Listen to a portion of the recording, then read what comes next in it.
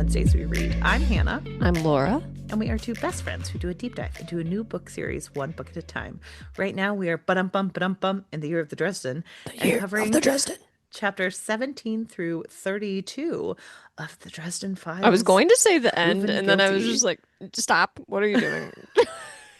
Don't take on too much. For a little context corner from the future, Hannah's basement flooded this weekend because I live in the area of Wisconsin that got flooded this weekend. And so we have to break up the days. So, like, please don't make me read the rest of this book tonight to discuss tomorrow. Sorry, No, but it's okay. But before we dive into it, over the course of a 24-hour period, Laura, what are you reading, watching, and or enjoying? So I've been reading a lot of Jujutsu Kaisen. That there is like an incident that's currently occurring, and it is stretched out over so many volumes that I have been a little impressed, honestly, Oh. that the author creator Gege Akutami, like that they were able to do this, because I feel like other series, and maybe it's just me being a noob to manga, but I feel like other series, they're kind of like, okay, start wrapping it up. You've been here for 5 books. Like, it's time to move on. But this has been a really engaging arc of the whole series, honestly, and I've been like really into it. There's lots of action, and it's just a lot of tension. And I'm also just seeing a lot of Yuji Itadori just like kind of processing a lot of really difficult things and kind of Hmm. questioning himself, which I think is really interesting for this character because, his goal has always been, to help people and to kind of be this bastion of goodness and to use his power to help people. And he's really being tested because a lot of bad things are happening, a lot of bad things. So it's just a really interesting series, and I recommend it to people. And if you don't want to read the series, watch the manga or watch the anime because it's really good. It's on Hulu, so check it out. And yeah, and then another thing I read was a graphic novel by Brian Fies called A Fire Story, and this is one that was written. He's a comic book creator, graphic artist, who he's written a couple of other graphic novels, I think, but he and his family were in the wildfires in California back in 2017, I believe, and they lost their entire home. And Mm. he documents that entire experience in A Fire Story. And he also intersperses the stories of some other people who were part of these California wildfires and what Okay. happened to them and where they are. And it was not one that it was a short book, but it's not one that I was able to read just in one sitting. I think it took me like 3 days to read it, even though it was Oh, 150 wow. pages, because it was kind of making me sad because it was just a lot. And he's talking about how so many of their things were lost and they would have to go shopping for things that they didn't even think about like needing that they Yeah. needed because they were gone. They had literally nothing. Like their car melted, everything they had was gone. They lost a lot of like precious mementos, things, collections, things like that, like things that were their children's that they weren't able to get out of their home and everything. And everyone was safe. They were able to evacuate the home and everything. And I believe they rebuilt, but it was pretty rough to read it, honestly, just Yeah. knowing all of that. And I kind of like think about that type of stuff too, like when you're talking about your house flooding or whatever. And I think about like these natural catastrophes that happen. And worry. I know we shouldn't be that attached to things, but there is a lot of value I in mean, things. And it does make me sad, like reading about this, knowing like, oh, that was like his wedding album, right. or that was what have you, like a Well, I know that signed things are thing just from their things, but grandfather or whatever. And it was difficult to read. And I think it was a good story because it like kind of raised some awareness about this that we yeah. didn't talk about it once it was like 2 days post fire. And they were like, oh, we're done covering this on national news. It's very easy to forget about stuff like this. And I think it's kind of, I don't know, uh, I'm part of the problem because we're human, so like we don't see it, we don't think about it, but there is so much that goes into it. And that's something like I was very lucky to listeners of the pod. Like nothing terrible happened to me other than like 4 inches of water in my basement. But like Mhm. there were scary moments where you're sitting there like, oh, like I remember my sister-in-law was very quick to check like my mom made a Santa Claus that like is part of our Christmas decorations. And she was like, well, that can't be ruined because like that's very important to like, and Mhm. that's the thing is like it is just stuff at the end of the day. So of course, like I would rather lose a stuffed Santa that my mom created than like a Mhm. person.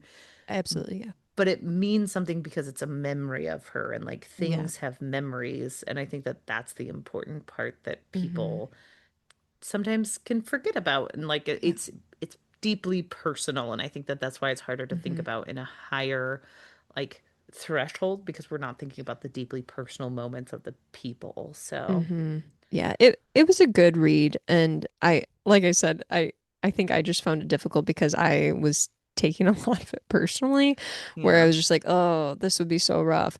But I think those type of stories are very valuable, and there were other stories interspersed throughout there where like we were learning about some people that lived in like um trailer parks or in apartment complexes and what happened to them. And a lot of them were dealing with like long, drawn out battles with insurance where they ended up getting nothing still. FEMA payments were very difficult to receive, et cetera, et cetera.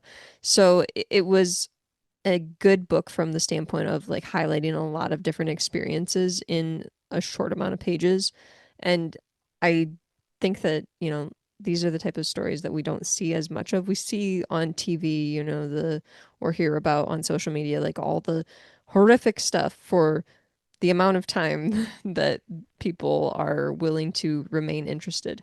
Yeah. And then we are quick to move on to the next thing and Mhm. forget about all of the aftermath and the rebuild and the insurance payments and the canceling of certain payments and Mhm. reorganizing bills and paying certain bills because you don't have the information, et cetera, et cetera. So, yeah, it was really complex it's a really complex process, I think, to deal with these type of things. And I thought that he did a pretty good job kind of highlighting what happened Yeah. to their family.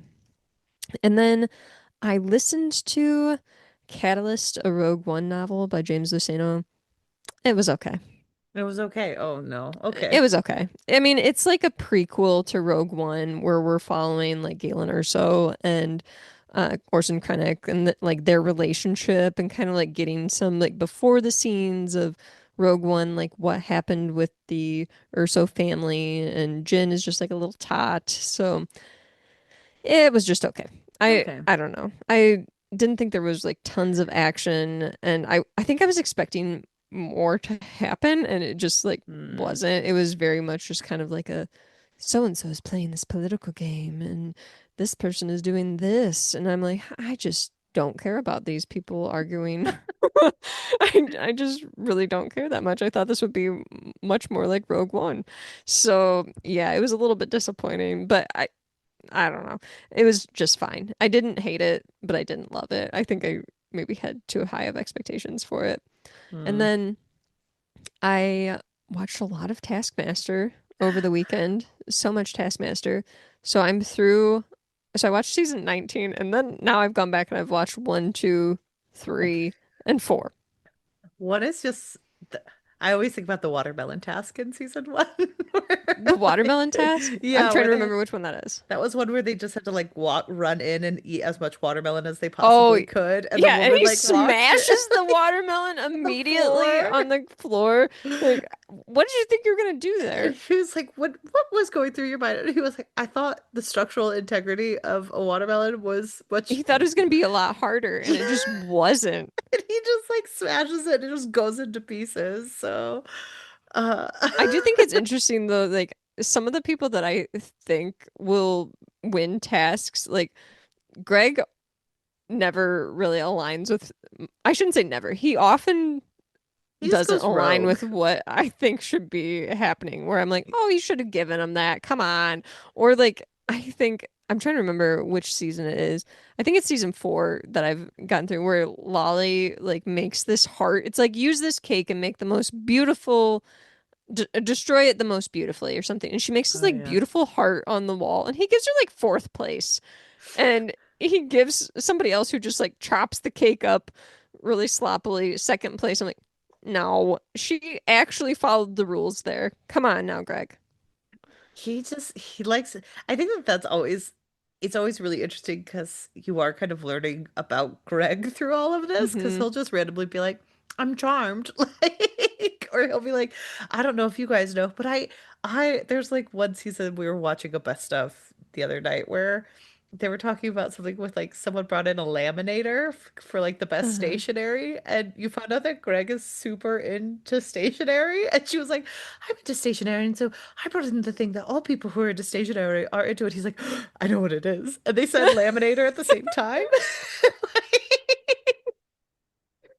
I also have to say, I love how Alex like thanks him all the time, and I'm like, you created the show. You're I know. technically Greg's boss. Like, He just does it for bits. Like I think that that man it's is amazing. so so humble if you think about it, because The two of them very much play off each other, but also they play really well off the audience, especially Greg plays off hmm the audience where he'll like make a decision as Taskmaster and then the audience will like react and he'll like, you shut your mouths out there.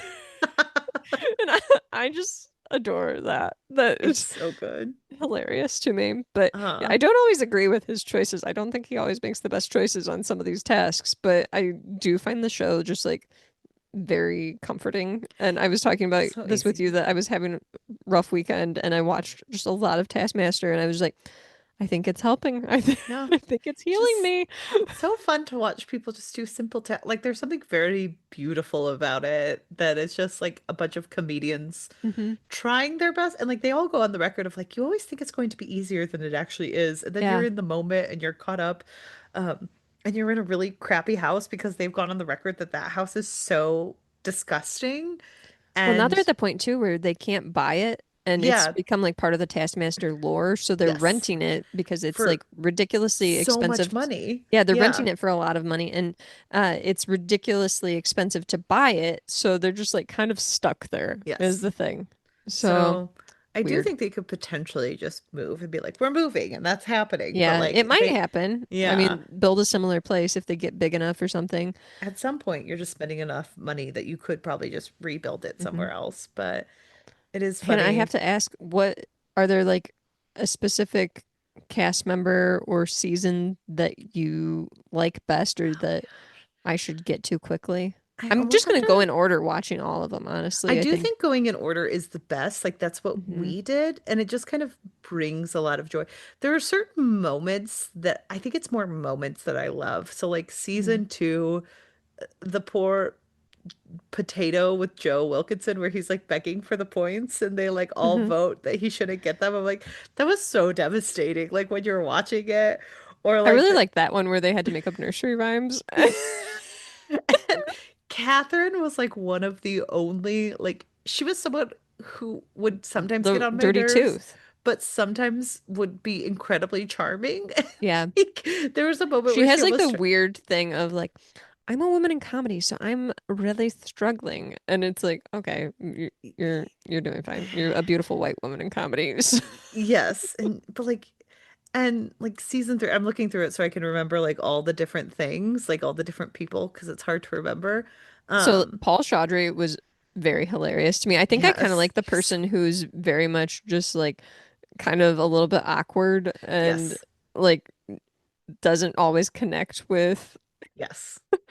Well, Greg because I like in season 4 that Hugh Dennis and he makes so many stupid mistakes and then he just is kind of like, what? That's how I would have done it. And they're yeah. like, no, you're not following the rules.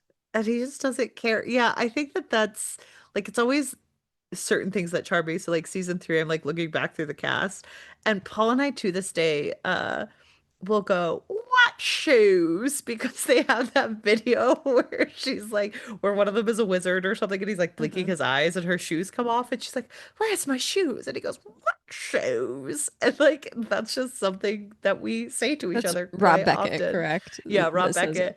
And then we were watching Best of, and one of them was the episode on season three where the famous journalist is just like on the shore and he's like, I can't raise my voice, but you can. Can you scream the lion, the witch in the wardrobe?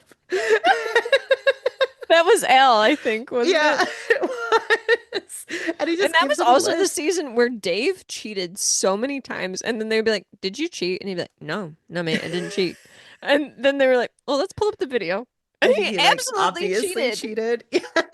So like there's just I think I love moments of Taskmaster, but Hmm. James Acaster is a good season. I tell you this Okay. often just because he was so upset. And like there's another one where I can't remember the comedian, but he has glasses and and he has a group and he gets so competitive when he's in the group that he's just terrible. And then Oh no. rewatching it, he's horrified with what he's done. Oh Because like no. there's a moment where he's like, that that did not reflect well on me. I'm very sorry. He's like, I just screamed at a woman and told her to get in the kitchen. Oh no. And he like doesn't, you could tell that he like just sees red. And like as someone who Mhm. also gets really competitive, I'm like, I get it, but also what a wild time. So Right. I think there's like more moments that stick out to you than like a straight through like, ooh, this is my favorite season. But yeah, I think some of the later seasons are some of the best. So I can't wait to see you go and tell me which things that you're. I also really liked in the first season, Ramesh. Uh, Oh, yes, he's tree wizard. hilarious. I'm blowing up another balloon. Here comes another balloon. And Tim Key was very funny in that season too. He's like the oddball type person. Yes, And I think I'm trying to remember who it was in the second. It was Joe in the second Joe. season Yes. is kind of like the oddball of the group. And also in the second season, there's a guy that was in Andor. I was like Mm, watching, I'm like, he looks so familiar. Well, it's Doc Brown, and he was in Andor, and I was like, okay, this is why I recognize you. got it. But yeah, that was interesting. So yeah, season four is I think where I'm at. I think I have like a couple episodes left. So Um, I can't wait for you to get to the later seasons. I just pulled up. Oh yeah, Doc Brown is amazing. I love him. He was fun too in there.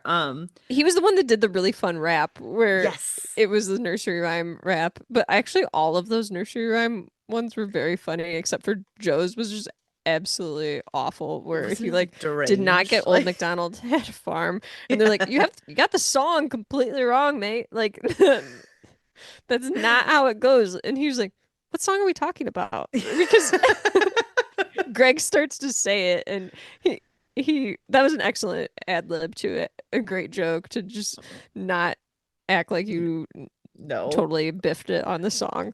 But yeah, I thought that was very funny. But Uh, Season 11, there's a very funny moment where my husband goes, I don't know why, but that woman looks like she chases tornadoes. And both my sister and I sat there for a second. And we both went, are you saying she looks like a lesbian? And like, so now anytime there is a gay woman on TV, we're like, she really looks like she chases tornadoes. chases tornadoes. Oh my gosh, Like she looks like she's a storm chaser. And it's like, random I hobby. mean, and we looked it up and she was in fact gay. So we're like, well, you're not Interesting. wrong. You just got there in a really interesting way. So Was that the implication that we don't know. He just said she just looks like she does. And we were like, I interesting? think you're just saying she's gay. Interesting.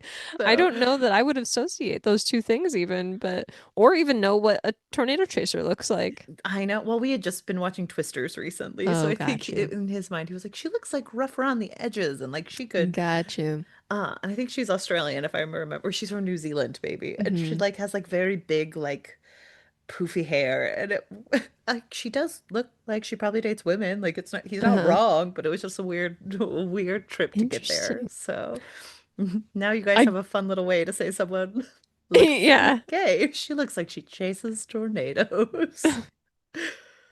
I do think it's interesting, like you were saying, that like the team situations that sometimes the teams kind of mesh better than others because Mhm. I feel that in the earlier seasons that I'm watching right now, where it's like these teams don't seem as friendly with each other as season 19, it seemed like they all got along so Yes. well in their teams where like JV Martzukis was Jeffrey like Prinze. a hashtag. And Stevie and Jason were so cute together, like during their season with their team tasks. Where I'm still picturing Stevie like jump thrusting with her hips across the Taskmaster yard, and Jason yelling, "Go, Stevie!" Oh, it's so fun. There's an episode. They do have like ones that are like the worst Taskmaster introductions ever. And Mhm. in season 16, one of the women is like very like kind of like airheaded in a way. And she walks up to the team members. They're all like introducing themselves and she goes, I've never met you before. Their guy goes, yeah, I know. It's the most awkward thing you've ever seen. So So random. that's another quote in our house. I've never met you before. Was it as awkward as Well, I guess Fatia it in wasn't season seasons. 19 saying, "Who's Jason?" They were like, Yeah. "The American." It was around that awkward. Like it was very funny because there was three people and they're Hmm. like one of them was definitely over it. One of them is like a very funny Australian man and one is just like a very airheaded woman. It's just like I've never met you before. Like Oh, I'll have to get there soon. so uh I'm It's sure you been will bringing me if a you're lot of speeding joy. through. I've been I trying to do get you to like watch some it of the for so comments on long. YouTube where like people will comment things on YouTube, and I think that it's kind of fun to read the comments as they pop up along the side as I'm watching.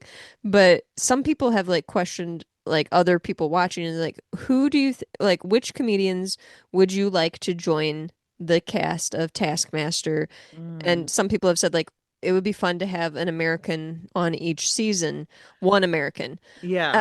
like they did with Jason Mantzoukas, and there were people like suggesting comedians to be on, and I was like, that's actually kind of a fun thing to like create your own like fantasy We'll have to league do it when we of bring up the Patreon again. Just an Taskmaster. episode where we make up our own Taskmaster group. Well, I'm So, thinking like there's so many people from SNL that I think would be oh great yeah. on it. Oh yeah. That would be fun. A lot of people who've done improv, I feel like can Oh yeah. probably because you want someone who's not only good and funny, but who can like bounce off people on Hmm. the stage because that's also some of the best moments is when they're all together. Right. So, I was like specifically thinking of like Sarah Sherman from SNL. She is so funny. And she's probably best known by the masses for her roasting of Colin Jost during SNL Weekend Updates. But she is hilarious, and I think that she would actually be pretty funny on that show. But there's like other people I would think would be great on it too. And a yeah. lot of people were calling for Jason Mantzoukas to come back. So He's just such a good he did so well. character. He did so well. But Hannah, Uh, what are you reading, watching, and or enjoying? So for reading, I listened to another Lisa Jewell novel. I feel like How many summers I'm are always there? It like seems like they never she's end. written so many. Well, I also read a lot of Meg and Miranda books and those are Mhm. actually the worst versions. Like Lisa Jewell actually makes some pretty good So novels. I read The Family Upstairs. Oh, I never read that one because you told me you hated it. And I was like, I I thought don't it was need to bad. know. Yeah, you But thought it was again, bad. I feel like I'm biased because I'm not big on thrillers. So I never read thriller that lovers one might like it. because you didn't like it. And so I'm just like, well, I never need to read that one. But I've Hmm. read quite a few of hers because they make the time go by. Hmm. And so this one was one that came out in 2021 called The Night She Disappeared. Okay. And it's kind of told over the course of 3 years. You like meet this mom whose daughter and boyfriend are out drinking for the night. They're out and about. And then the daughter and boyfriend go missing and they don't return. And so then you have flashbacks to the daughter a year previously, and then you move forward to this other woman who's moving into town, and she finds this sign that says dig here, and she writes mystery novels and she finds this like something or other that is linked to this disappearance. Okay. So you're just kind of finding out stuff.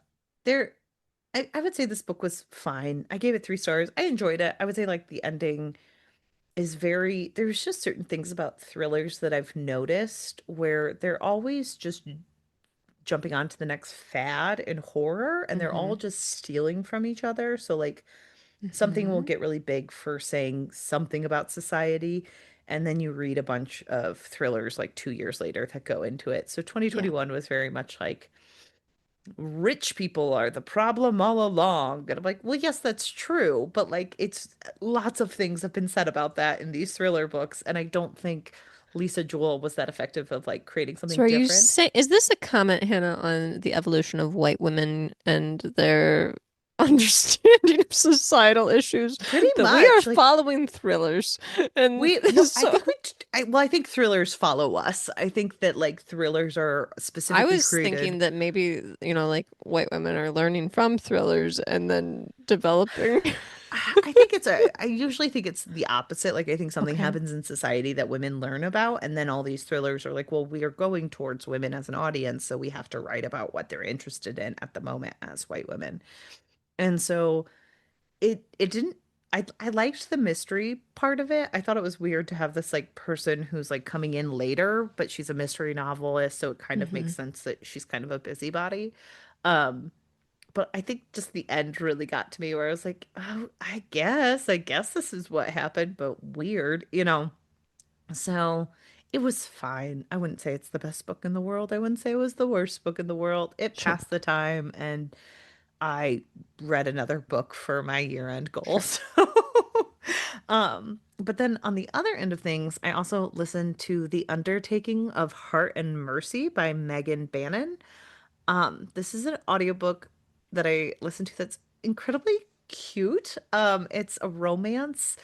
Um, I will say it's the first romance I've ever listened to on audio, and I think it's really weird to hear someone talk about looking at someone's cleavage. Like that made me laugh every time. I was like, this is weird. Honestly, Like, romance on audio is my preferred format. really? I love an audiobook, a romance audiobook.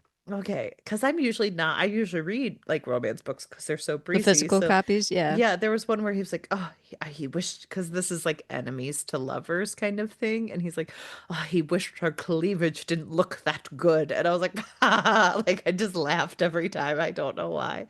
Um, but this is kind of like a romance fantasy, like Hmm. cozy Okay. esque. So it's this like magical marshal who's a demigod. He doesn't know who his parent is, but like a lot of demigods go into like the marshal business because they're in this area where um dead bodies can be overtaken by spirits, and like demigods are usually equipped to handle them a little bit better, as well as other people who are marshals. So he is a very surly man who hates everyone, and she's an undertaker who has to take over the bodies, and he kind of looks Hmm. down on undertaking. He thinks it's a corrupt profession because they're making money off of these bodies type thing. And he was mean to her when they first met, and now they're years in and they just hate each other. um and it's just very cute. Like it was a fun time. I enjoyed it. I liked the fantasy elements of it. I liked that it was like kind of a different world building. I will say there are parts of it that again with something akin to the thrillers with romance where it's like there were obviously portions stolen from uh You've Got Mail, which is also stealing from Shop Around the Corner, which is also stealing from like it's just like something where I'm like I've seen this play out a million times that like if you know the history of some of these scenes, this is like the sixth iteration of them. So do we need that iteration anymore? Because if you know, you I feel like know. romances are also are like thrillers where it's like they're so recycled. Like the plots are Yeah. extremely recyclable. And I think that's where a lot of people get bored with them and tend to like, I don't know, hate on the genres a little bit. And this is self-included. Yeah.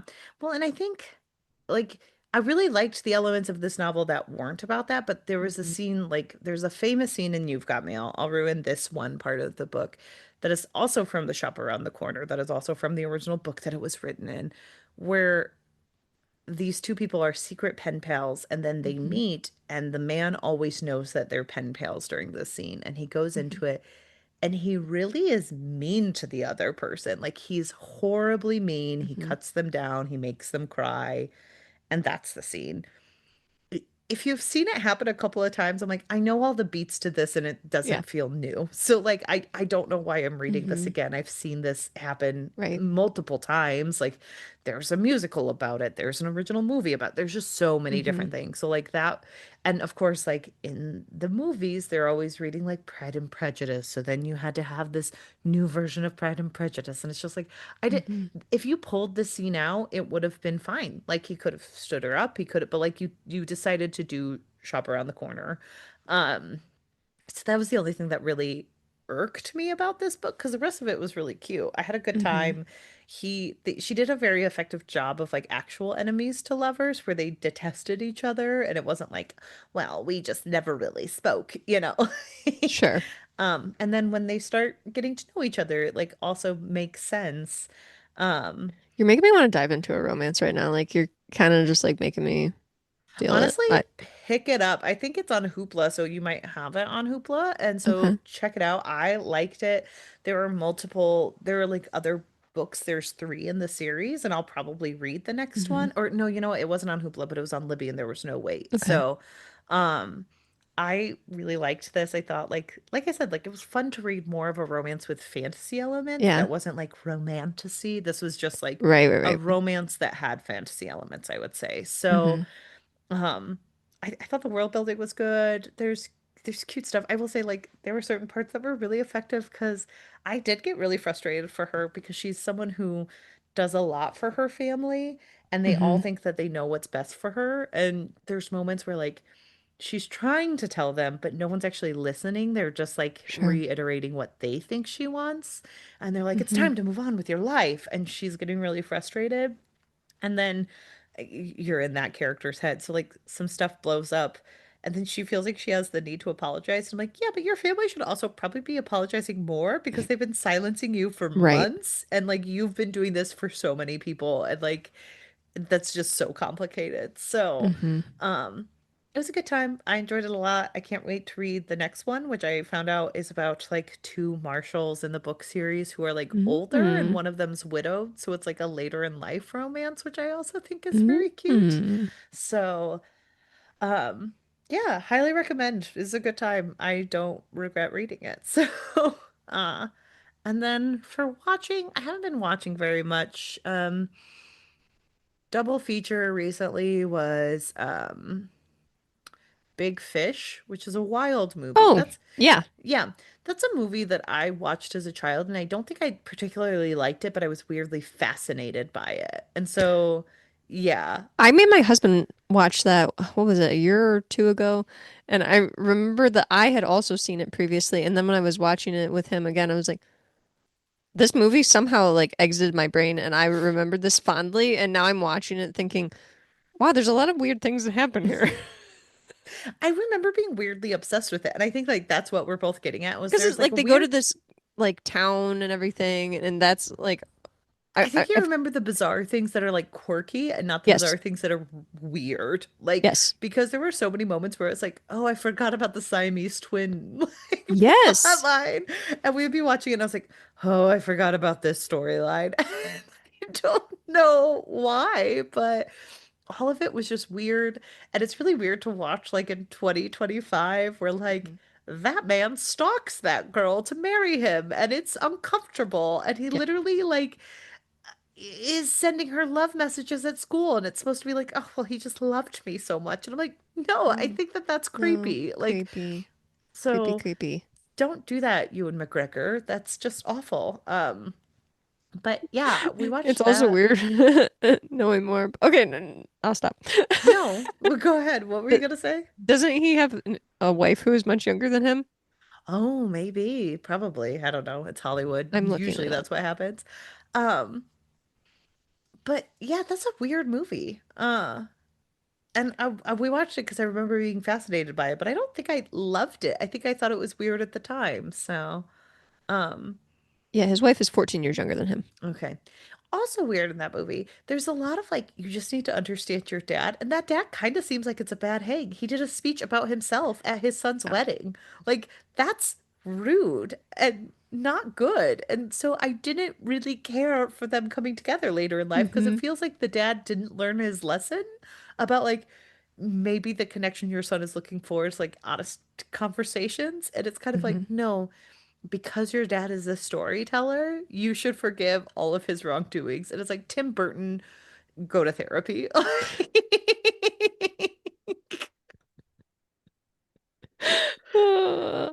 Because isn't it Albert Finney who's the dad? I have to look this up. He's the guy from Aaron Brockovich. He's the guy from Annie. He played Daddy Warbucks in Annie. Yes, it is. Okay, yeah. But like it's just really weird. I forget the other guy's name, but Billy, whatever, who plays the son. I don't think that son had to Mhm. forgive that dad. I think that Billy Crudup, like, I think that dad was kind of mean and rude, and like, I wasn't And, on his side. and So wasn't there that yes, I'm seeing him now. Carl the Giant was yes, weird in this too. well, Like he I was a giant who, like, he made him bigger than life in this, who was uh-huh. eating the town folk sheep. Yes. It Uh, felt icky knowing that this was a person who had a illness and yeah. then died not long after, but ugh, Yes. yeah. So just so many things about that movie did not hold up. Well, and I didn't even like it No. before. I was just weirdly like interested in that movie because I You know think, what? I will say there's something about Tim Burton movies that I have a weird connection to, but yeah, I'm like, I wouldn't say they're my favorite movies by any means, but I still am like, oh yeah, Edward yeah, because Scissorhands. Okay. I didn't watch Edward Scissorhands into adulthood, so I don't have the same connection to it. But I do think I have. Didn't he direct Big Eyes? I was I'm obsessed not with sure. Big Eyes. Um, yeah, there's something about Tim Burton movies that just like, yeah, They sit weird. yeah, I, I don't know. He has a knack for like getting me with these movies that I think you think about a lot, even Yes. if, and I think just the fact that you think about these things a lot kind of makes you have a weird fondness for them, even if you don't Yes. necessarily like the thing, if that makes sense. Yeah, like it just kind of tickles your brain in a certain way. He did Right. direct Big Eyes. So I was Did he? also Okay. really weirdly obsessed with Big Eyes when it came out. And he Hmm. did like the Batman movies, which, Yeah. We covered on here. yeah, that we covered on here. James Merry and the Giant Christmas. Peach. Yeah. And I mean, he was married to Helena Bonham, or he was with Helena Bonham He was Carter with for a her, I really think, long for a time. while. Yeah. And they literally had two Hmm. different houses that were just connected by a hallway, and we all pretended that that was deeply Oh, really? romantic instead of like, I had no yeah, I idea about that. guess. Yeah, they had like two houses, two mansions that were connected by a hallway, and they're like, it's good because we don't have, we have our separate lives, which I think can Oh, work, but also weird that you need a hallway connecting you then. Like you can walk across right. the street. Um, but yeah, I was like That's weirdly an obsessed with interesting Corpse tidbit. Bride, with Alice in Beetlejuice. Wonderland. Yeah, like Pee-wee's Big Adventure was on I don't remember ever watching Bechtelcast. that, but No, but Bechtelcast was weirdly obsessed with it. oh, I think I there's something about Tim Burton that like kids get fascinated with because it's like hmm a unique color scheme. It's kind of like big hmm eyes, like strong makeup choices. So, Yeah, there's very much a cartoonish feel to the things that he yes. creates, like a musicality to it and a cartoonish feel to things. Things are very like the art style is very distinct that I think you can Yes. pick out Tim Burton movies fairly easily, like or Tim Burton shows even where you're like, is Tim Burton involved in this somehow? It Yes. it looks a little Tim Burton-y. Well, and also I think there has been more coming up with like the Wednesday show of it all because he's Hmm. kind of controlling that one where a lot of the famous parts of Wednesday, like a ton of actors have gone on the record that that was Jenna Ortega's like baby.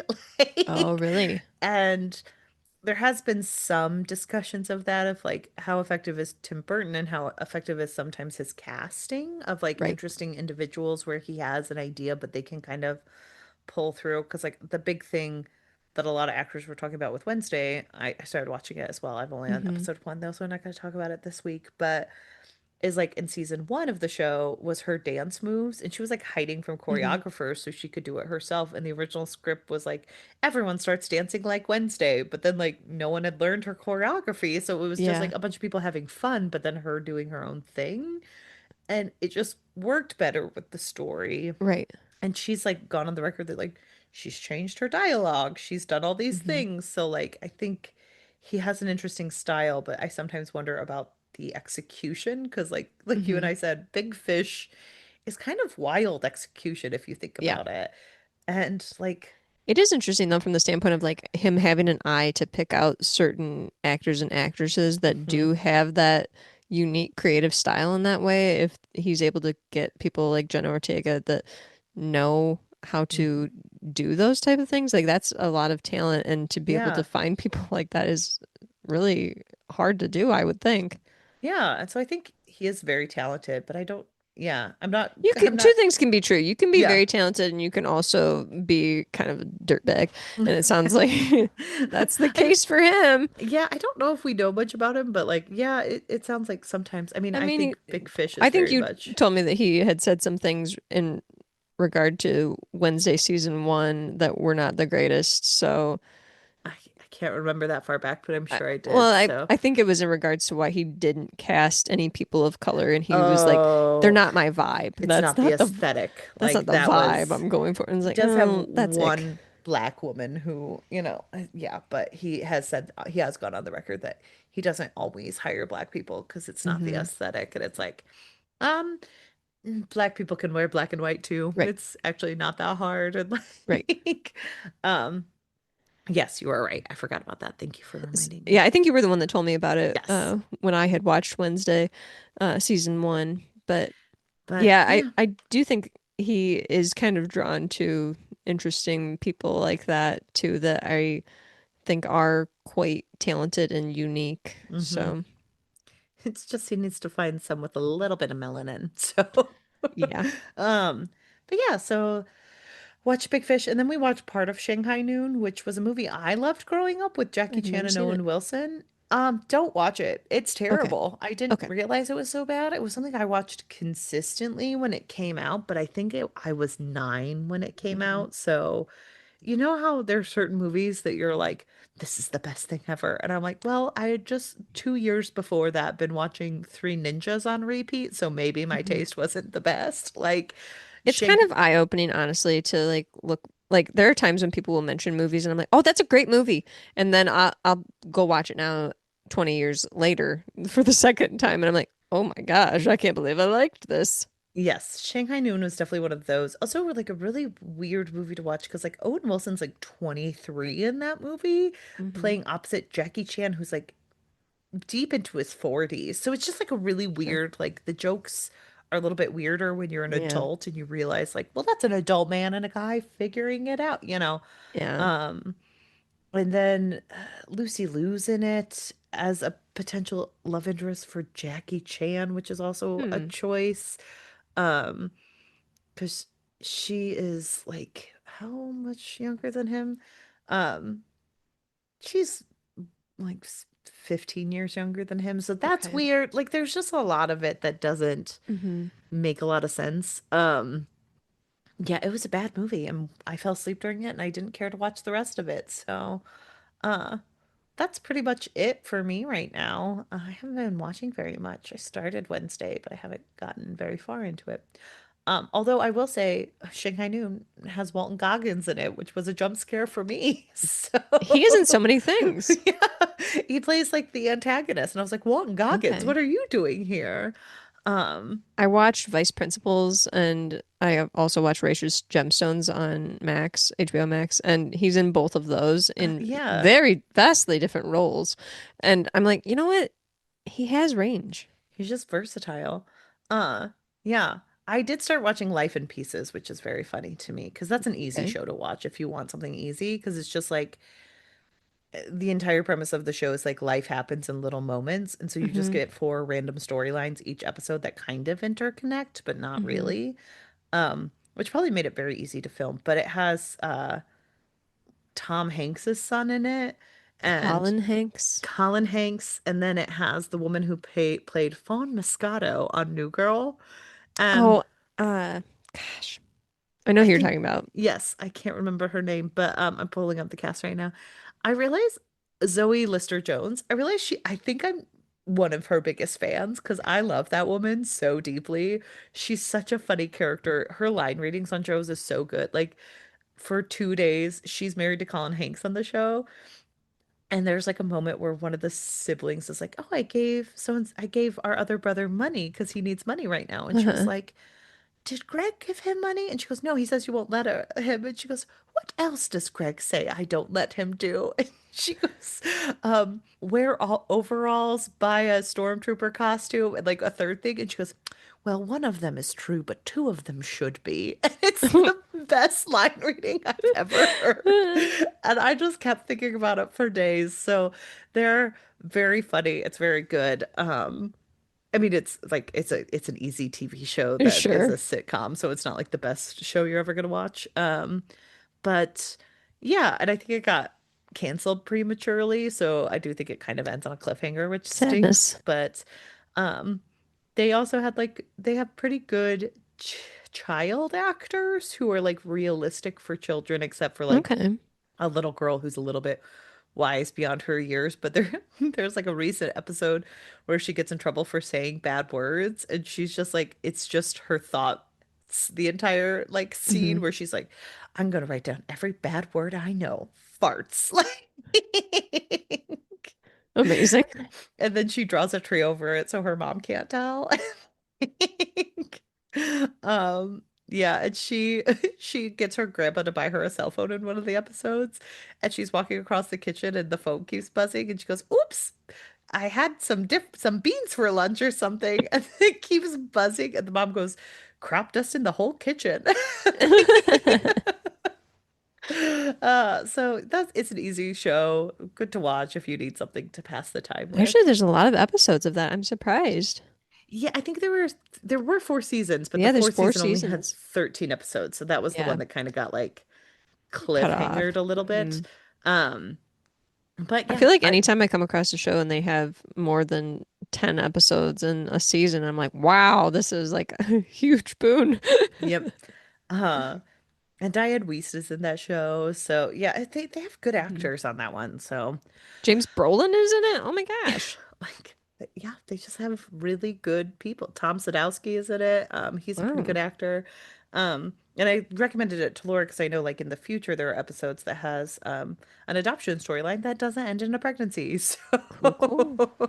um yeah, but that's what I'm watching. Oh, and the So guy from Veep.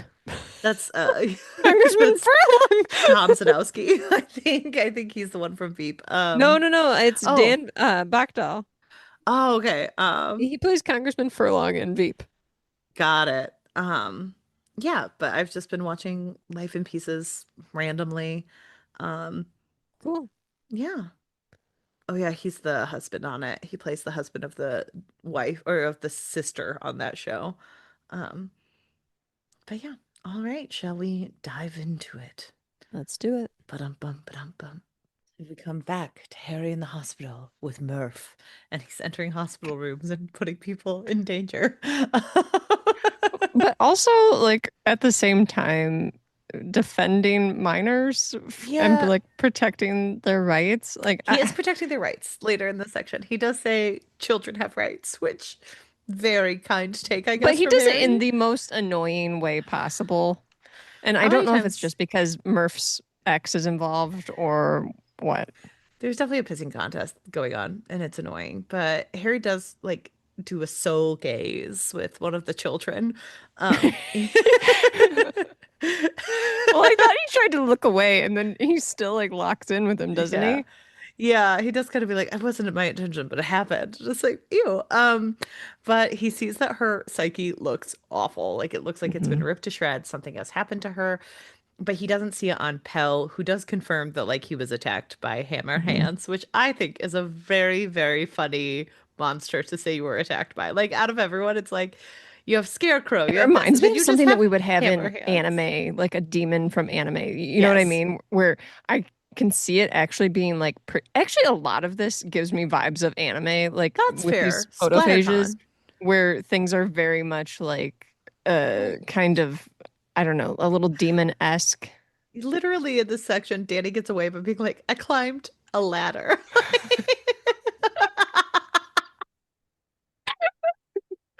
You know, those evil villains who are always being thwarted by ladders. Oh, He has hammers for hands. I So also wondered too, because there's like a couple of other photo pages that are mentioned in this. I'm like, did Batman Begins come out around this time? Because some of this is giving me vibes. Scarecrow being the scariest. Yeah, I did wonder because at one point he also was like, I know what that creature is. And I was like, Jim Butcher did not have approval to use aliens. Yep. He didn't get to say what it was. It was definitely aliens, but he couldn't use that. So anyway, he goes and he visits Pell, who doesn't have the same psyche like issue, and Murph is like, maybe there's a reason, and maybe there is a reason, and we find out later in the section. So Harry does kind of deduct, he detects that these beings are attracted to fear. That's how they're getting through. Hmm. Um, and so they'll have to watch out. We find out that he goes home and he's like, I have to go back to SplatterCon, but first I have to find out that Thomas is moving out. And Thomas has been Honestly, living. I was a little bit sad. Like, I was sad, except for, that moment when you find out that it's been 2 years and you're like, well, this is technically supposed to be a studio apartment. How have you two not moved or gotten a better system down? but also it was like it started off awkward because like Thomas is there like with a shotgun Yeah, and about to kill Harry. he's like about to kill him, and then all of a sudden he's like, I'm moving. It's time. I've been here too long. And then I know what you're saying, where you're like, has this much time passed? It has Have like we Harry's been in here his 2 years? I think Harry's in his 30s now. So like that's a Okay, well, while. that makes things worse Yeah, going it farther does. on down the line here. It does. All these time jumps, because like in this section, they keep talking about how Harry hasn't had sex in a really long time, and it's been years because Susan has Because been Susan has gone been for gone all this time. half a decade by now, I guess. But like he pines for her. Um, so but this is also a really awkward section because Harry is like, Thomas has a new job. I don't know what it is. Can't ask him. I'm a man. Well, he Shrug. does kind of ask, and he's just kind of like, "What's your new job?" And Thomas is like, "I can't tell you," and he's just like, "That's fine. I won't press any further." And I'm If like, "You we could weren't press a little men, further." He's being very sketchy about this. well, he goes, if we weren't men, I could talk to him. And I'm like, I feel like you two are adults, so you You could actually, in absolutely fact, can talk ask about him. it. Like, your brother is a white court vampire. You should be more concerned. Because he He's even never says concerned like enough. he looks like he's healthy again. He looks like he's spry, and it's like, well, he gets that way in a very dark way. So maybe you should check in on your brother. Like, if you know someone is an alcoholic and it seems like they're bubbly and slurring their words, I think you should check in on them. It's time to say something. If you see something, say something. Come on and party tonight. uh, Brooklyn Nine-Nine fans. but then Harry goes to Mac's pub and he meets up with the summer lady of the Fae, Lily, who we have met in previous books, but I Hmm. forgot who she was. Yeah, Um, Lily, she took over for Aurora, correct? yes, yes, Yeah, after Aurora went insane and tried to make it summer yes. forever. My And this is nightmare. again where I was like, you said last time, there was just too much going on. This is again where it's like trying to listen to this. I'm like, there's too much happening. Why do we have There's all these plots coming in here? there was a Because then we moment where have like them like trying to give him info, but not trying to give him info. And and it was just like a way to get the Lady of the Winter Court involved. It was mhm. just like so much stuff. But And it's there like, were why do they have to be sections, involved? again, my basement did flood, so I wasn't at my best when I was reading these sections, but there were parts where I would pick it up and I'd be like, I haven't read this section. And then three pages later, I'd be like, I've read this. It's so My confusing. my brain was just like, that does not compute. You don't know who Darby is. And I was like, I very much do, actually. Hmm. Thank you. But yeah, so he meets with Lily, who's no longer Lily, and she tells you that because she's a lady of the Fae. And I also had the question of like, are the Fae still cleaning Harry's house years later? I wondered. We don't know. He used to have a fairy cleaning service. It's just something I question. Are they cleaning his house? But It's hard to know how involved the fairies are in this and why they need to be involved. Like I think that he introduced all these things and then he really liked them mhm. and then it was just like I need to include them in every book. And Well, it and was not it, necessary, it's because honestly. there's always this overarching stupid Red Court vampire war that's been going on for 4 books, and so now the Fae have to get involved with it, which just it's adding on Here's itself. the thing. I So, know that wars take a really long time. I don't want them to take a really long time in but we this. don't want I it want to be them the to be over Cold War. quickly. Like, I don't want it to be the Cold War. I'm sorry. Yeah. Uh, But so she and Fix have gotten some like upgrades to themselves. They're Hmm. more confident. But they've Yeah, also he's been more confident and cool, and he's more of a man. manly men. But also they have been sworn to secrecy by the Queen of the Summer Court, so they can't really Hmm. say anything. And so they've kind of like they're hinting that there's something wrong with Mab, which I remembered that Mab and Mav and Maeve all Maeve exist. and It's too many M's. Um, and they Murph. all sound the same. They all sound so similar, but like they kind of talk about how they think Mab is off her rocker because there's just some unbalance with the summer and winter courts, especially with the fact that the winter court king is kind of out of play because he's just trapped and he is a prisoner. Well, they So, mentioned that she's like acting really erratically. And yes. he's like, well, that's not good because if And she's upset, things are going to be terrible. because she's terrifying. And then Harry's like, I actually need you to just call Maeve because she can answer your Mhm. questions directly. And again, everyone in this section is like, Harry, you're not having sex, and we really think you should. This was so strange. Like, I don't understand what that added because, like, Maeve immediately comes in and she's like, you haven't had sex in a while. When was the Well, last and then time you have you Fix. had your flesh touch another flesh? And I'm like, what? Well, and like Fix is like, hey, kink queen, stop doing this. And I was like, this isn't really kink. This is just a really nosy neighbor who's being a little rude. Right. Like, I Exactly. guess, I guess if you have a nose ring and you're a little bit rude about someone's sex life, that means you're full of kink. But I disagree. And It was so, just like, to me, I was just like, what does this matter? Like, why does she need to know? well, It there's wasn't like it was like super overstepping any bounds or anything, but it was, I shouldn't say overstepping. It was overstepping bounds because that's personal, but it yeah, was not like it was like super like, ooh, this it is like wasn't not kinky. safe Like, for work. Like, yeah, no, it that's was. not what it was. It was just like, why are you mentioning this? Like, weird. You haven't touched flesh in a while, which is also just a really gross way to say have Yeah. sex. And then, Um, so he's like, I want information. She's like, but first you have to tell me the last time you had sex. And he's like, how about with this? Susan, The I last guess. time, yeah, he's like, Susan, maybe. And then the last time I touched flesh was when I had to kill someone, and it haunts me to this day. And then she's like, Thomas needs to okay, hug I his guess brother that more. counts. Like, Thomas needs to hug his brother a little bit more often. But we apparently Maeve also tried to ruin Billy and George's wedding, which is I'm assuming in like an Hmm. offshoot novel that we didn't read, maybe for the Hmm. Patreon later. She sort of confirms what they all think. Mab may be going insane with everything that happened Yeah. with Aurora. She has a lot of Well, it's concerns. hilarious because she's like, I think she's come down with a human condition, like love. Well, and she's like, yeah, she really wants, so that we find out that she wants to attack the Summer Court. And so the Summer Court Mhm. can't attack the Red Court because if they do, then the Winter Court will come after the Summer Court. It's just a triangle of So the, she's it's, basically like just kind of holding them back. so Like, it's kind of, no, don't do it. it's the Cold War, you know? Hmm. Like Yep. everyone's just kind of like, well, we're fighting, but no one's fighting. No Um, one's pulled the trigger yet. and Yeah. then Harry has to go back to SplatterCon. When this is where I was like, there's too many storylines. Why are there were it's I'm getting whiplash. But Well, and then they try to add in like this stuff. Like he's like, maybe I shouldn't have brought my gun. There's a lot of security here. And I'm like, is this going to be an additional storyline where we're involving like I mean, he mentions gun it 50 million control? times, Like, so come on. kind of. But he also meets Darby Crane, the director, who is also an offshoot that I Mhm. didn't need at all.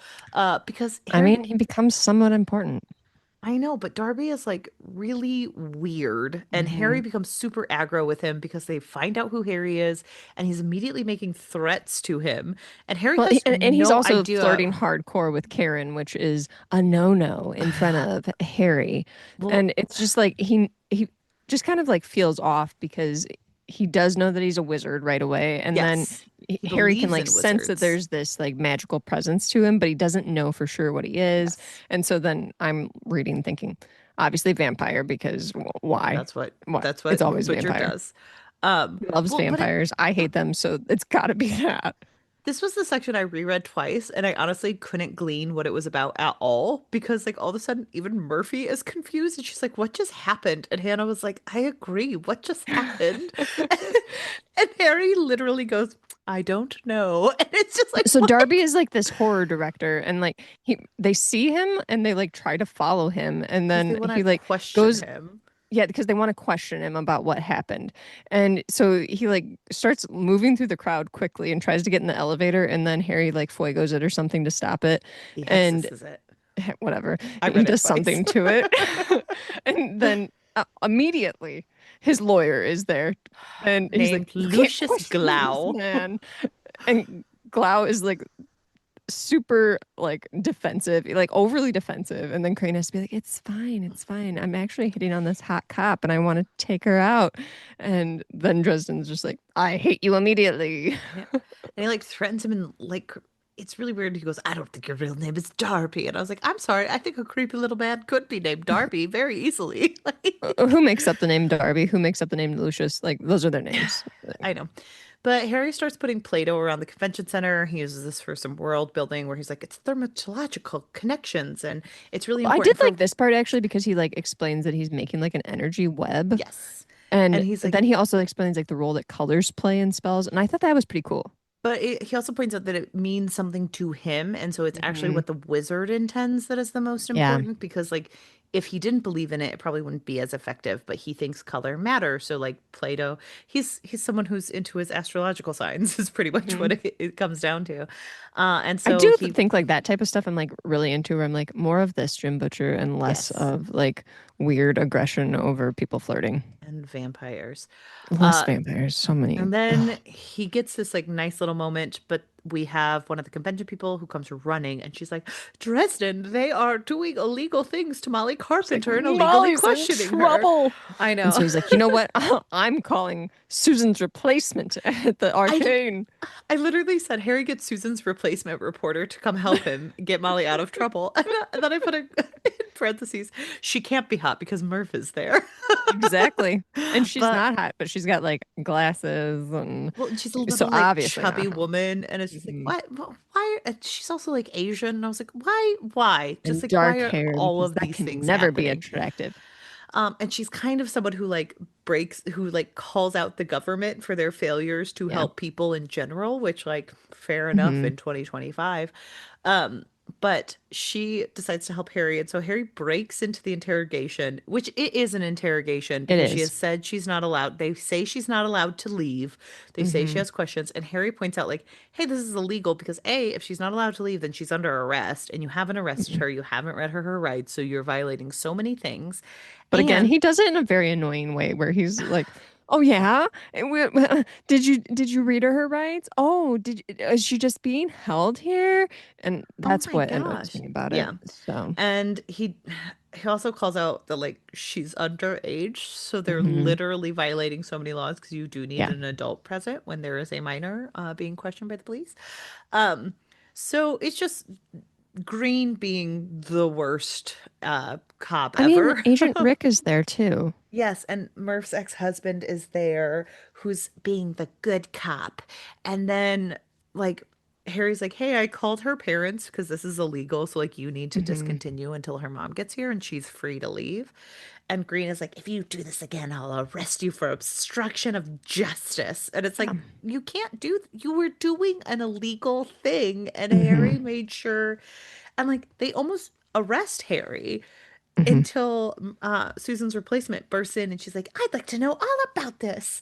And she And just like doubles down on all the stuff that Dresden was like calling them out and just like follows them out of the room, basically. yes. And then Murph's ex-husband, tries to be good cop. And Harry's just like, I don't believe this. And I don't think you're that nice. And so then And immediately Karen comes over and she's like, break it up, boys.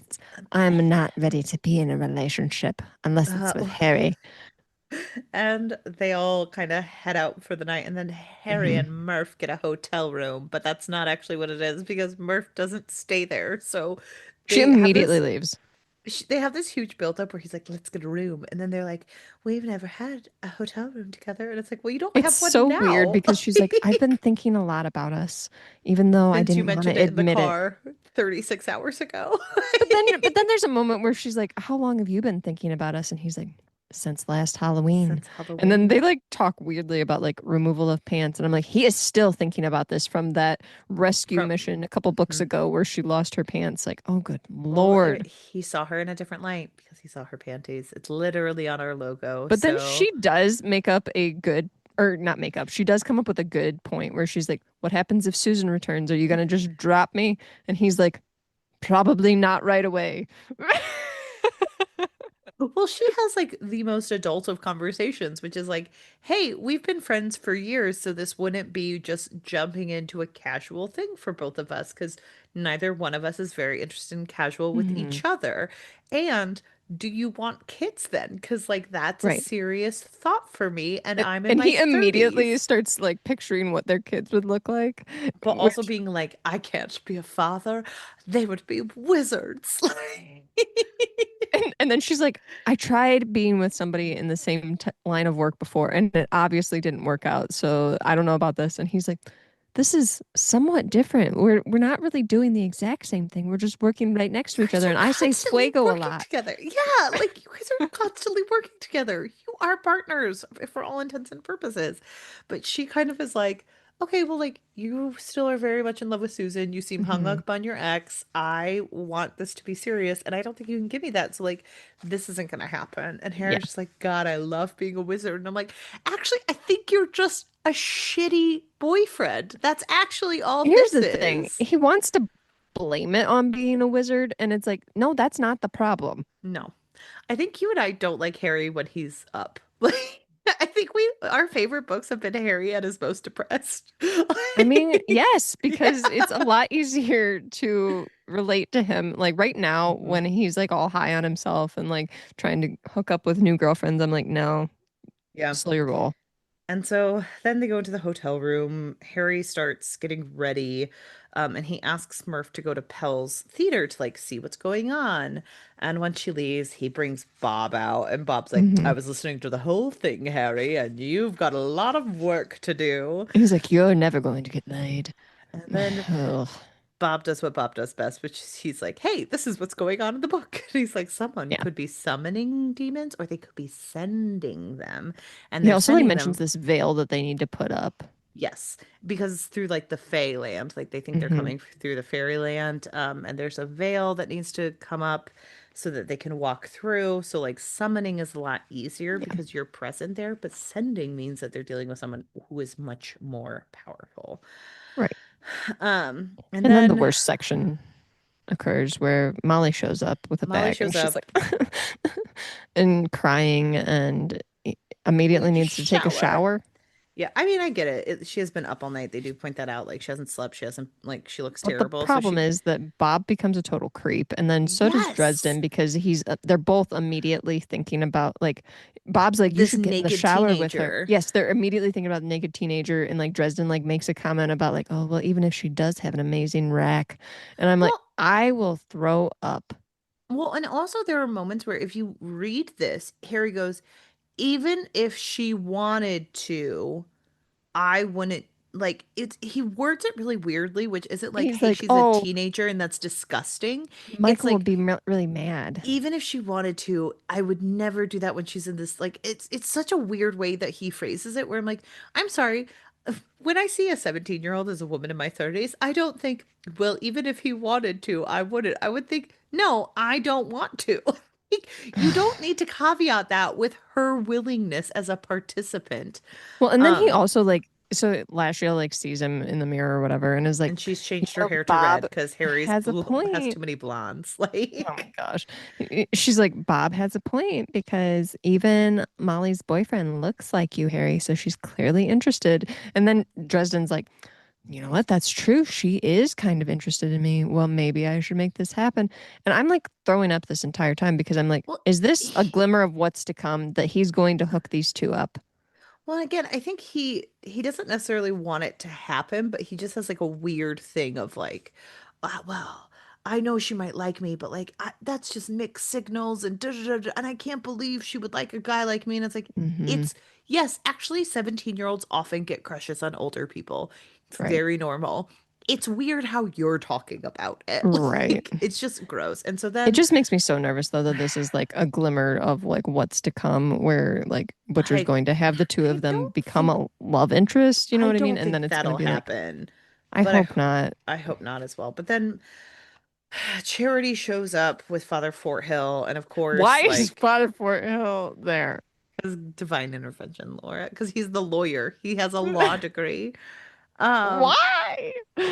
Oh. and also, like, I don't know, people give this room number away too easily because Charity is like, Yeah.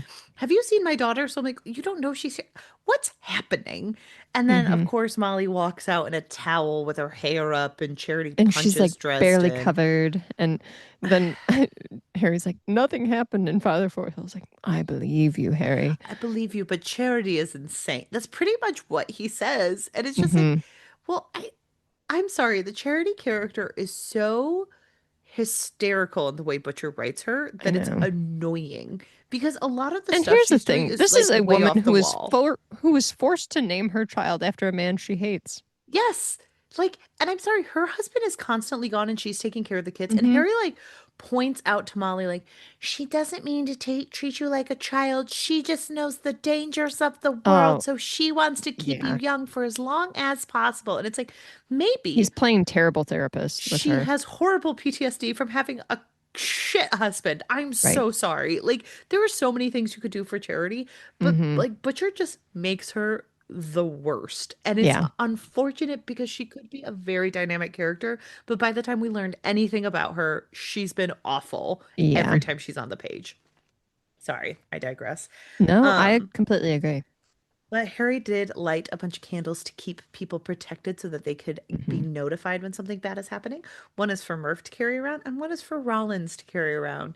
The other person of color in this book, which is And wild, he also has like a slightly racist accent in the slightly audiobook. racist. Oh, good. And I Oh, just, you mean that it's kind of racist to say my have a bumper sticker that says like my daughter would never date your honor student or something with the implication being like it's just like a little bit slower and clearly like trying to be like a Georgian accent. I don't know if Oh, that good. is racist, but I kind of felt that way I about feel it when like it's a white dude doing it. But yeah, I feel like Rollins is just like I don't know. It feels very one note.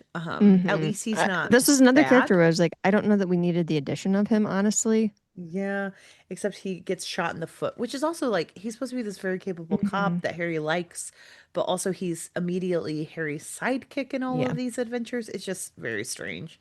It's similar to So, like Karen Murphy immediately, like kind of being like, Harry Dresden, what should we well, do? and I'm the also best for cop in Chicago, but I listen to you all the time. And also for 4 books, we have Karen being like, well, I don't necessarily believe in magic. And then you have Harry being like, hey, Hmm. magic is real.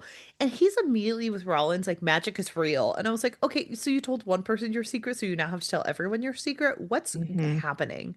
Um, but Harry gets a call from Nelson while he's in the room doing all this magic stuff. Um, and his knees were getting And he immediately is tired. like, go to Father Fort Hill. He will protect you. Tell him I sent I you. I remembered Father Fortail existed because he was here a chapter ago. So run to him, Nelson. Run to Father Fortail. And Nelson's like, okay, I'll run there. Something weird is happening, and I'm paranoid, and that's gonna come back in the book. Um, so Harry suddenly feels that 4 monsters are there, and he Hmm. has nigh 8 seconds to send them to the person who's summoning them because that was the plan all along that I forgot to Yep. mention because so much is happening. Yeah, Um, there's a lot. so like that was Harry's plan for the spell so that he could track down where they got Hmm. summoned to. And he But has to like make his own fear attracts them, yes, correct? Okay. yes. And so he's very afraid in this moment, but he does miss one, and it Hmm. goes rampaging through the hotel, and Harry has to Hmm. go take it out. And it is alien because Harry goes, Yes. I recognize that parts feline and insect. Its skin was black, shining, and it had an elongated eyeless head ending in viscous slime-covered jaws full of teeth. And I was like, the alien from Yes. Aliens that you cannot mention? Okay. And it starts Um, like feeding on this girl, and he's like, no, and so he no. like chases it down and the girl ends up bleeding out. So Harry, of course, has the worst complex of like, I could have let it go. I had chased it away and my Not only anger did got the someone best of get me. hurt, but a woman. I So he know. feels doubly upset. And Murph is kind of like, look, it's all a cluster. Let's just get this Hmm. all locked in. She's like, Harry, Um, it's not your fault. Quit taking yeah. this so personally.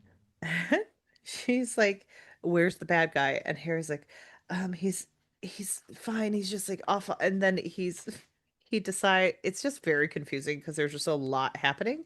And then Hmm. Rollins and Harry decide to go and run down where the demons are now. Yeah. And as he leaves, Harry is Harry Harry's dog is run over and Harry is I was so sad. slapped. Mouse gets hit by a car. I know, and he does survive, and I was glad for that. But Darby comes out like and hits Harry with a tire iron, Hmm. and we get a Glau was the one chapter. that hit Mouse with the car. Yes, Glau was the one who hit Mouse with the car. He was kind of aiming for Harry, and I think the original interpretation was supposed to be like, "Oh, is it the person who tried to run Harry over at the beginning of the book?" Because do you remember when that happened? Because that happened at the beginning of this book, Absolutely, I Laura. do not. Harry was almost mowed down by a Chevy because I said, "What type of car is that? That's just a Oh, good model, call, like, Hannah. or that's a Because make." I was Um, lost. but I don't think it would have been them because that was Mhm. before Darby hit the tarmac. But anyway, Harry wakes up in the full moon shop from previous Well, he's books. like gagged and He bound is and stuff. gagged. He doesn't know where he is, but he does Hmm. recognize the smell, and that's why we find out that it's the Right. full moon shop. And Rollins is like tied up. Harry has these manacles from Feyland because that's just Hmm. popping up here, there, and everywhere. That doesn't allow him to use magic. Right. And So he's no Darby flageling. is part of the White Court, and he's going to Of course. sell Harry to the highest bidder on eBay. Well, it's so weird because he's like, "Don't you know how much he's worth?"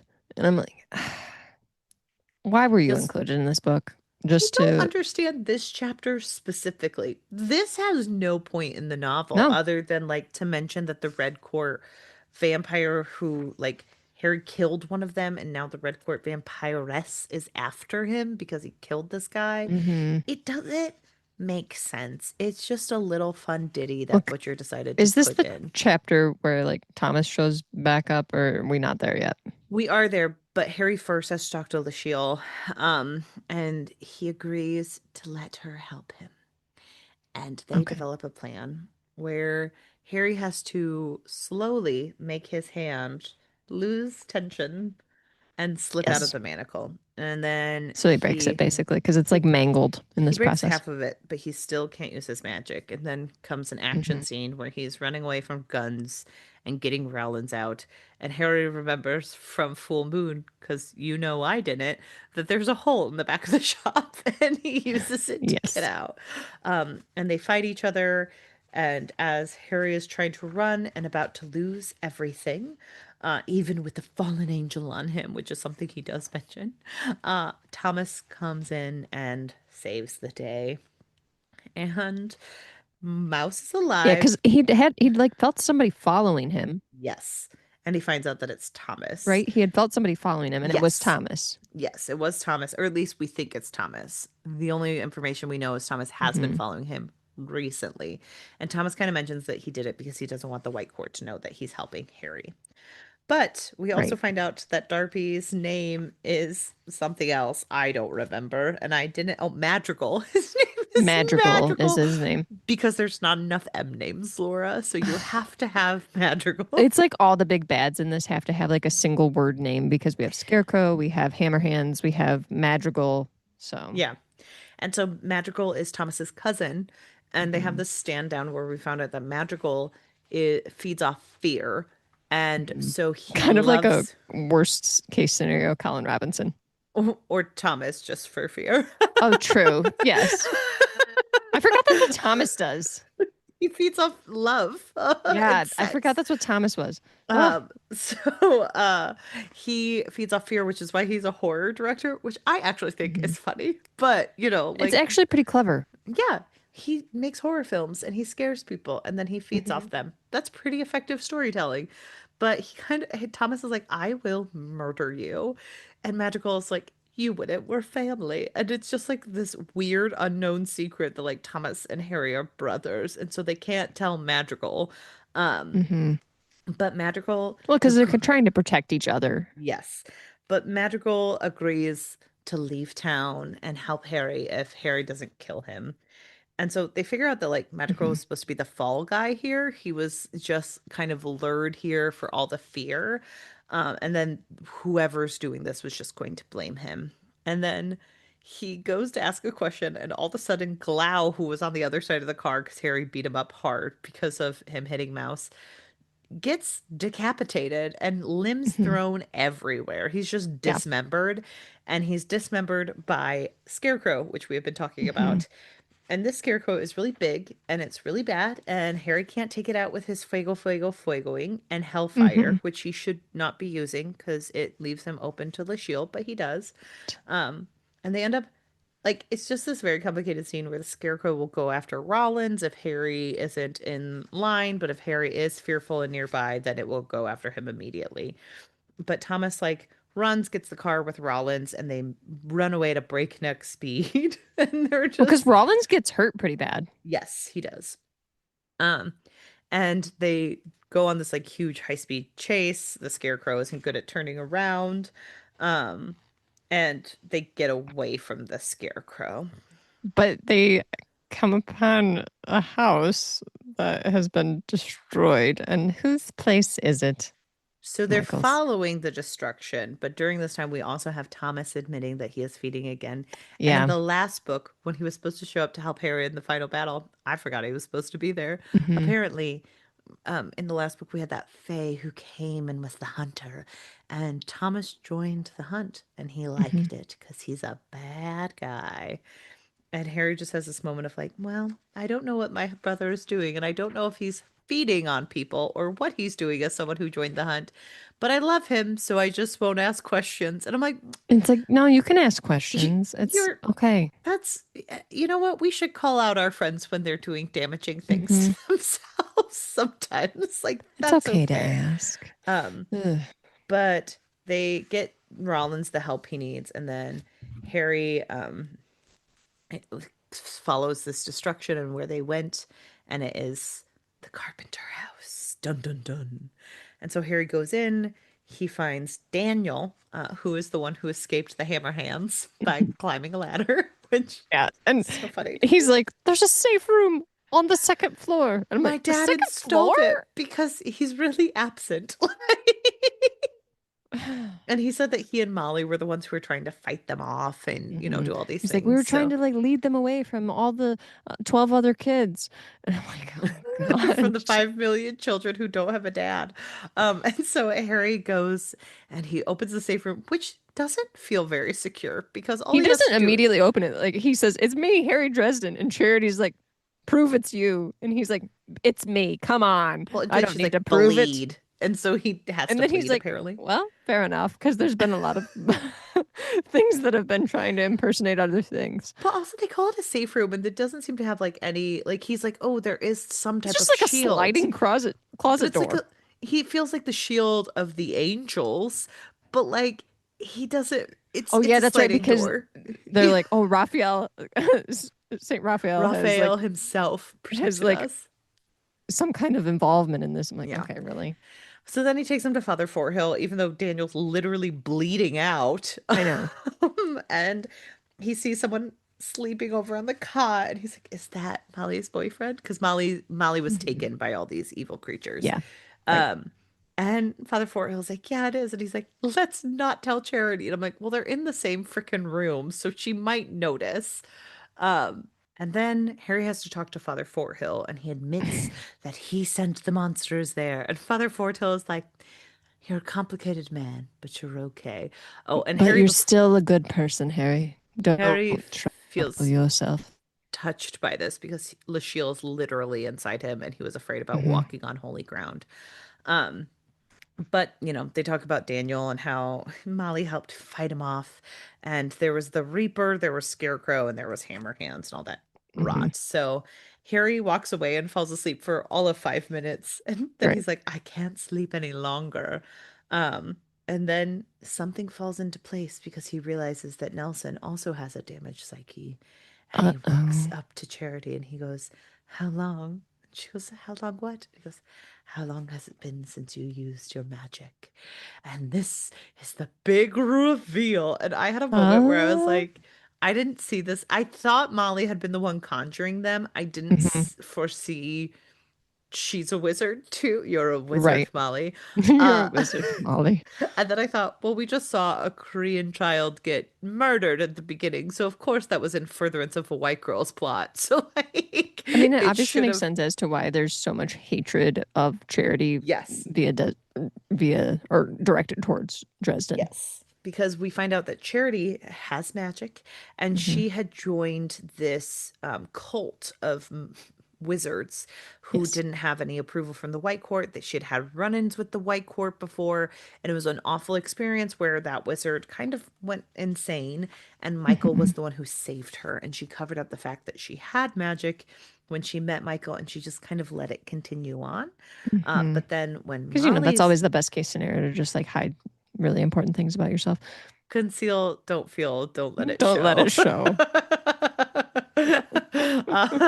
Charity told us Watch this too much first. Frozen. Um, Charity thought it first, Laura. Frozen was not that old. Um, Yeah. and so she has this moment where she's like, "That's why I hated you. You were the white court and you were Hmm. everything I hated about myself." And it's like, of course, it can't be Harry's fault that Yeah. someone dislikes him. But then that's why she and Molly started arguing because Molly wanted to utilize these powers. She had seen Harry do it and she didn't Hmm. understand why her mom wanted her to be Elsa.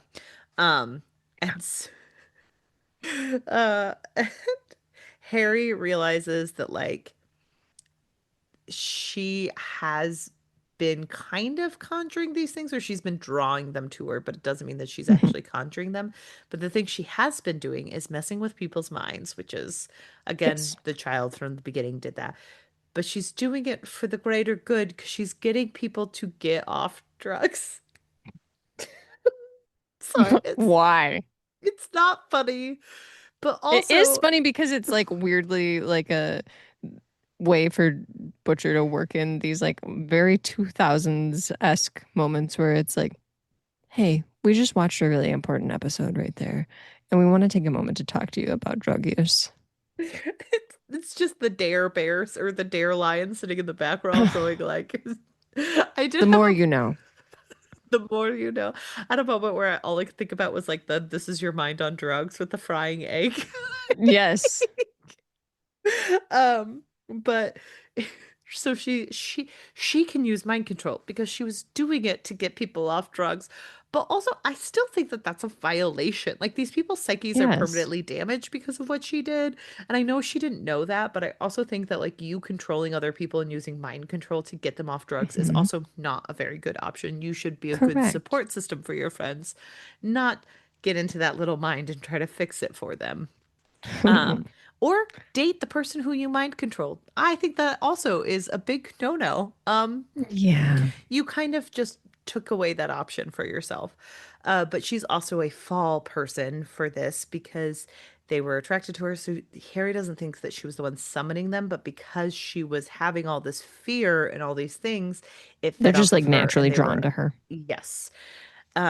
And so Harry was like, oh, we got to get into that Never Never because something's going on in Feyland. And I'm like, that's what we're taking away from this? It didn't seem like that was what was happening. We've got to get into that never never. Harry's Harry's got like, to get into that never never. uh, my cross country coach, I think I've told this maybe in these sections before for Year of the Dresden, but she used to tell us that she went to like a Catholic school and the nuns would say, men sweat, ladies never, never. And she said, well, I'm never, nevering under my shirt. So whenever I read Never Never, I think about my cross country coach's sweat. Amazing. So, but they have to get into that sweat. And Charity goes, my daughter's in danger and I'm coming with you. And Harry goes, well, Charity caught me like after he falls. So, and that is the end of this section. What a wild ride, honestly. So much has happened, and yet nothing has happened at all. Have we found out anything other than a Other lot than of, possibly, I just don't like Harry around 17-year-olds. There's yeah, too much like fairy involvement in this. I don't think we need as many vampires in the entire series. yeah. A lot of confusion. Butcher has really like good glimmers of things, and then he does not focus on them at all. And So yeah, honestly, there's a lot like of that. A lot of more of the magical, we same. did find out in this that magical stat had been thrown out of a plane by Thomas's father. And honestly, I think he deserved that for naming his son magical. Like I totally forgot about that. They have like this whole exchange, like talking back and forth about their relationship family and they're like drama. cousins and like all this. And we totally just glossed over that for like they're cousins and Harry and Thomas are brothers and they can't reveal that. But so much happened in that section. There's so much that happens with Madrigal that like doesn't matter because I I was don't. like, I don't know, we met him, and Laura was like, well, It's just here's the not important. breakdown, and I'm like, but it's not important. Like this man is weird, and he's just here, and then he's It's just not gone. So, important. No. um, but yeah, so that was the second third That of was it. proven guilty. And now we know why Charity is so hateful to Dresden And it because kind of they're makes so sense, similar. but also it doesn't because like I don't know, it's not Harry's fault. He's fine. You Here's the named your thing that I son don't like after about it him. though, where it's like Harry actually like Charity actually has like a lot of grounds to actually hate Harry. And Yes. now it's just becoming a thing where it's like, well, now they're gonna be besties because they have this in common. I don't And know if they'll be besties. She doesn't give I me the hope vibe of not. someone who will, but I think that my problem with it is like again, this just scapegoat because Harry for a long time was like, it's because I put her husband in danger. It's because I did this. And now it's just going to be like, "Mhm, He's off the no, it's hook. because of the wizard stuff. Ugh, Right. And that's I what I'm was kind of getting at, where fine. it's just like I question whether Butcher will just like make them besties now and Harry will just be like, it's fine. But the only reason she used to hate me is because we're like both wizards. So Yeah. So join us next week as we cover the last third of this random book that just went off the I'm rails so so nervous. fast. I I have literally totally, not read farther than this, so I do not know what's going to I have no happen idea. besides chaos. It's this book is pure chaos. Like the last book, we were like, no notes, you did a great job, This was thank great. you. Hmm. And this book was just like, oh, remember how hard I worked on that book? I'm taking a brain break. And it's like, well, you could have just not written this then. Like, I'm questioning if this was actually harder because it just seems yeah. like there's so much more going on. I don't know. But join us next week as we all find out what happens in this book. Uh, We're all confused. And, if you want to check us out on any of the social platforms in which we are on, mostly Instagram and Blue Sky, or on our website, you can check that out at OWWR Pod or ourpod.com. We have our new logo up. We've revamped Hmm. the website. So head on over there to see all We also those have a amazing things. Discord and a TikTok if people want to find us Yes. over there. Please join us on our Discord and on our TikTok. We don't talk a ton on our Discord, but mostly because no one's there and we just don't want to No talk one to else each is other. talking. And Um, so Hannah and I don't have to talk there, I guess. But we'd love to we'd love have to chit like a chat bigger more. group discussion. Especially about the Dresden Files and what you guys thought Yes. about this book and these chapters, because wowie. Uh, Someone come spoil for me. Do Harry and Molly end up in a relationship? Because I'm too afraid to look at the full Wikipedia. I mean, I could just Google that for you because I never mind spoilies, but Okay, I know well, some if you do things that that are coming afterwards, down the that's fine. road, so I don't think he gets with That's Molly what I'm just afraid based of, on where I'm what I like, I know. don't want to Google it because I'm sure there'll be like major spoilers that I'll come Hmm. across, but I am Um, like okay knowing that spoiler to just be either I'll really tell you mad next about it. week. Okay. But yeah, and if you would so choose, please rate, review, and subscribe. That's a great way to get more people to our Hmm. channel or It tell a really friend helps. about us. We really appreciate all the word of mouth and everything that our listeners do. So thank you so much for And joining thanks for us this listening week. today. Yep. And we will see you next week. Bye. Bye.